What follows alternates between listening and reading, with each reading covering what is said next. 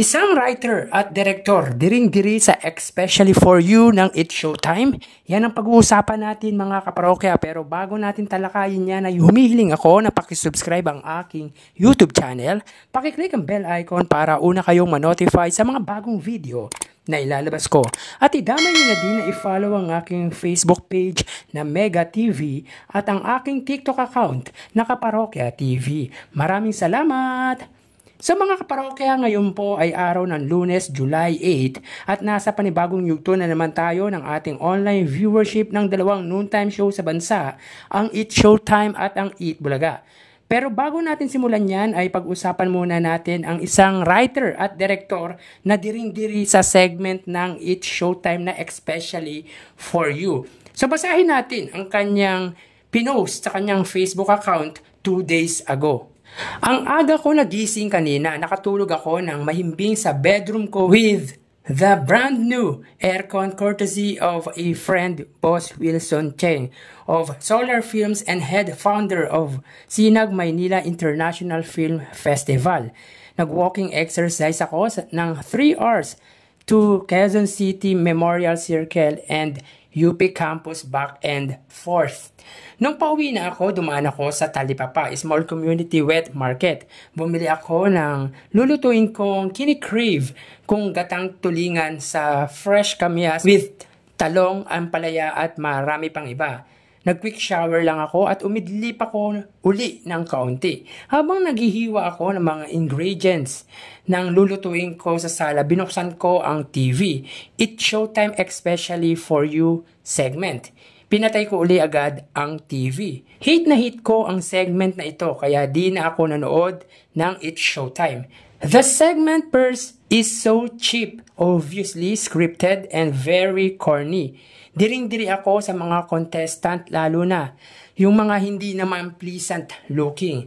And ang feeling ko kasi mga siraulo silang mga walang delikadeza na may diferensya sa mga pagkatao. Mga gusto lang sumikat, gagawin lahat ng katsipan. Buti kung nababayaran sila dyan ng maayos na talent fee. Ikaw ba naman kung matino kang tao, haharap ka pa sa national TV para magdrama-drama ng mga paiyak-iyak pa kayo ng ex mo? Maasa pa ng balikan, nagmamakaawa habang nakikipagharutan pa sa ex?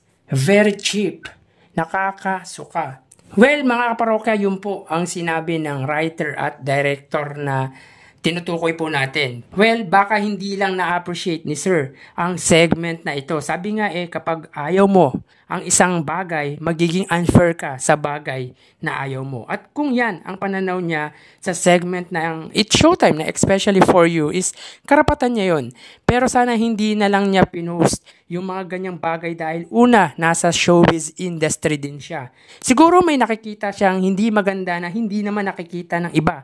Lalo na yung mga sumusubaybay ng nasabing segment. Actually, hindi din naman ikasisira ng It's Showtime yung mga ganyang sentimiento dahil pader na din ang It's Showtime tulad ng Eat Bulaga. Sa sobrang sikat ng segment na to, palagi itong trending at walang nakakadiri sa Especially For You kung scripted man ito sa kanya. Baka scripted lang din talaga ang post na ito para lang mapag-usapan siya dahil sigurado ako sa karamihan ay hindi ito cheap at hindi din ito scripted. Mga kaparokya, malaki man o maliit ang natanggap ng mga participants nito, ang importante may natututunan tayo di lang sa buhay pag-ibig kundi sa buhay-buhay na nangyayari sa dalawang taong nagmamahalan. At kahit ayaw mo si Vice Ganda, kapag nakapanood mo ang Especially For You, malamang tatawa at tatawa ka talaga. Again, ang It's Showtime at Eat Bulaga ay iisa lang ang hangarin.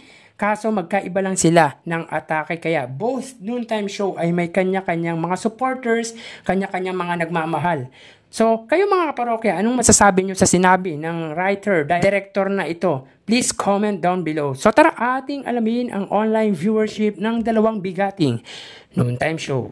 Para sa Eat Bulaga, under TVJ Facebook page na may 2.5 million followers at sa It's Showtime naman po na may 18 million followers. So as of 12:43, may kita po natin dito na ang It's Showtime po ay may segment na Showing Bulilit. Samantalang ang Eat Bulaga naman po, sila po ay may segment na Sugod Bahay, mga kapatid. So dito, ang Eat Showtime ay may 13.2 thousand viewers, samantalang ang Eat Bulaga naman po ay may 5.2 thousand viewers. So again, as of 12:43, ang Eat Showtime ay may 13.3 thousand viewers at ang Eat Bulaga naman po ay may 5.2 thousand live viewers. So mapunta naman po tayo sa TV Network YouTube channel at unahin po natin ang GMA Network na may kasalukuyang subscribers na 35.7 million subscribers.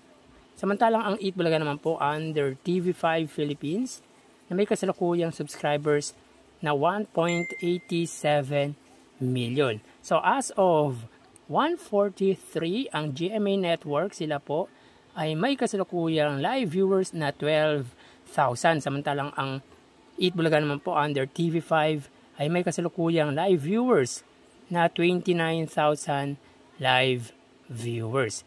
So again, as of 12:44, ang Eat Showtime under GMA Network, sila ay may 12,000 viewers at ang Eat Bulaga under TV5 ay may 29,000 live viewers. So mapunta naman po tayo sa main YouTube channel ng dalawang noontime show para po sa Eat Showtime under ABS-CBN Eat Showtime na may kasalukuyang subscribers na 2.29 million subscribers. Samantalang ang Eat Bulaga naman po, under po yan sa Eat Bulaga TVJ YouTube channel na may kasalukuyang subscribers na 1.04 million. So as of 12:44, ang Eat Showtime sila ay may 77,000. Ang Eat Bulaga naman po sila ay may 57,000. So ulitin po natin, as of 12:45, ang Eat Showtime sila ay may 77,000 viewers at ang Eat Bulaga naman po ay may 57,000 live viewers. So bali ang total na nakuha ng dalawang noontime show ay, mga kaparokya, bago natin ibigay ang total live viewership ng dalawang noontime show, ay humihiling ako na pakisubscribe ang aking YouTube channel. Pakiclick ang bell icon para una kayong manotify sa mga bagong video na ilalabas ko. At pakidamay nyo na din na i-follow ang aking Facebook page na Mega TV at ang aking TikTok account na Kaparokya TV. Maraming salamat! So bali ang total na nakuha ng Eat Bulaga sa kanilang unang yugto ng online viewership ay 91,000 viewers at ang Eat Showtime naman po ay 102,000 live viewers.